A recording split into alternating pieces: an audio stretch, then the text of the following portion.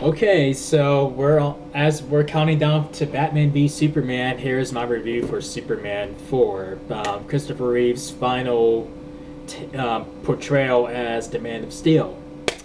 Uh, this movie was another flop, and for a long time, for like most of my life, I did not have an issue with this movie. I mean, I knew there were problems, but I didn't quite hate it. And now that as I got older, I understood why people hated it, and to this day, I still don't hate it, even though it's really a mess. It's really messy. I mean, not to mention with the bad special effects and the bad direction they were going with, where Superman wants to rid the world of nuclear weapons. I wonder, like if he was still in this motion, wonder what else would he attempt? Like take away weapons from the police departments everywhere, what and have the army turn in their weapons, no army tanks, no nothing or nothing. I mean, I get it. He wants to stop war on both sides. He wants to stop the violence. He doesn't want any more violence, and he cherishes life, and he doesn't want there to be any more destruction. I get that. I mean, that's why it's called the quest for peace. So, but at the same time, I don't know. I mean, that's not really his calling. Yeah, if he happens to be nearby, yeah. I mean, if you're capable of saving somebody from getting killed or hurt, then why not do it? But I get it. He just wants to rid the whole idea of war altogether. But that's not even the worst part of this movie. I mean, the worst part, of this movie is man, where do I begin?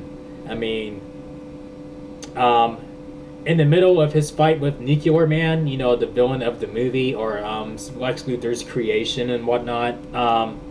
Okay, Lex Luthor goes to steal his lock of hair in a museum that's holding a thousand, like 1,000 paw steel ball, like over like 1,000 pounds or whatever, and then he breaks it off with with a tool, with pliers. I mean, like with like, oh my gosh. I mean, so that's all it took, is to break the hair off of the that's holding the ball, the steel ball, is a little piece of tool, like like what? I mean, if like it's that's supposed to be unbreakable. I mean, like if it was made of kryptonite, like made of some kind of kryptonite meddling in, like in the tool, then I can understand why you would get that off of there. Otherwise, there's no getting that off of there, none. And also, man, and given Superman powers that he doesn't even have, like this, super repairing powers, like, I'm going to rebuild the wall. Like, what? and and also, like, when it gets to the second round, when round two between the two, when Nuclear Man's wreaking havoc on everybody, and like in downtown, like in mid metropolis, and Superman is just standing there telling them to stop, don't do it, the people and all that, and he's doing very little to put a stop to this.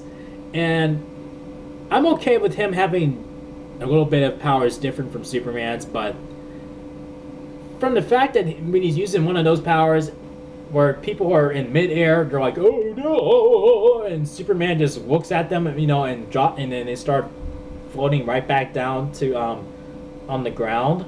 I'm like, Superman can't do that. I mean, why can't he just fly up there and grab them?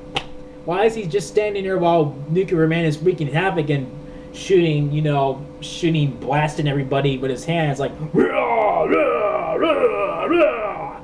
I mean, I get, like Gene Hackman did the voice of Nuclear Man, but seeing that man's expression and hearing his Gene Hackman and Lex Luthor's voice together, it's like Nuclear Man is trying to audition, to be the Incredible Hulk. It's like he's impersonating Lou Ferrigno. I mean, like when you watch the movie, I mean, doesn't it remind you of like you're watching the Incredible Hulk TV series? You know, like when he hulks out and he goes, "Rah!" I mean, play a scene from the Incredible Hulk TV series and play one of the scenes in Superman 4 and with Nuclear Man roaring up a storm. I mean, there's similarities there. And this is what people really hated when he grabbed a hold of Lacey, the woman who has a big, massive man crush on Clark. When he abducts her, takes her to space for God knows what reason, and then I'm like, oh, okay, so she is okay breathing. I mean, like she has not died. I mean, like what the fuck? At least it looks like she hasn't died. I mean, like Superman saved her, from Nuclear Man, but we never saw her again after that. So, I mean, there's a small chance that she didn't survive, but I doubt it because she wasn't acting like she was dying at all when she was in space, with Nuclear Man, and Lex Luthor said, "I'm going to create a being that's more powerful than him." Okay, a being that can only be out during the day. Like if it's nighttime, then he's absolutely useless. What the fuck? How does that make him superior to Superman? I mean, what the hell? But I mean, for a long time, I had no problem with Nuclear Man as a character. I thought he was pretty menacing when I was a child, and when I was a child, I enjoyed them going, them having this throwdown, where they're fighting, and then the next time he's making Superman chase him all around the world, like, I'm gonna make him chase me to here, to here, to here, to here, to here, to here, to here, to here. Like, are you trying to kill Superman, or are you playing it tag? Like, what the fuck? I mean, like, how are you gonna say, yeah, I'll kill Superman, but I'm gonna make him chase me everywhere? Like what? But, I mean, yeah, he got the upper hand on him when he scratched him while he was trying to put back the Statue of Liberty. But, I don't know. I mean, I just thought, the fight scenes in this franchise as a whole is really silly. I mean, there's, like, a lot of, like,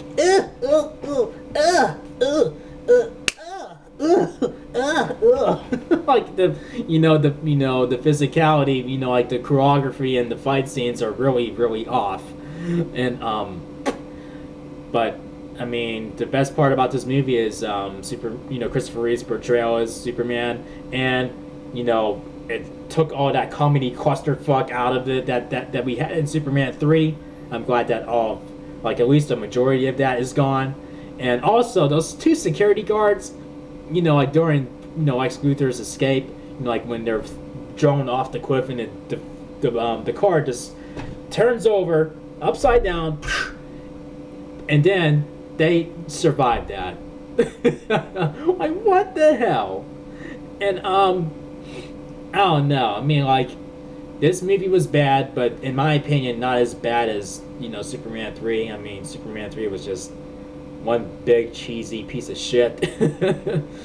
And but with this movie, Superman 3, Superman 4, sorry. I'd say it gets maybe 2.5 stars out of 5. 1, 2.5. Like, this is a half. But I mean, I understand why people hate this more than Superman 3. I get it. I'm not saying you're wrong, but in my opinion, Superman 3 is the worst of this franchise. And I will applaud their attempts to try to, pick up the pieces and whatnot, and try to stay true to what they've done with the movies at the beginning. And but still, it was still a big mess. And it's funny how Superman, when he sends Lex Luthor back to prison, he says, "I'll see you in 20." And around that time, Superman Returns hits the big screen. Where's the irony in that? Oh my gosh. But yeah, share your thoughts on this movie. What did you think was the worst Superman movie? Was it 3 or 4? Let me know in the comment section. Or if it's Returns, let me know. Some of you might say Man of Steel, but I'm gonna disagree with you on that. Just let me know what you think is the worst Superman movie so far. If you enjoyed my review, thumb up this video. Make sure you click subscribe if you're new to the channel, and I'll be reviewing Superman Returns next. So I will see you guys in the next video. Peace out, y'all.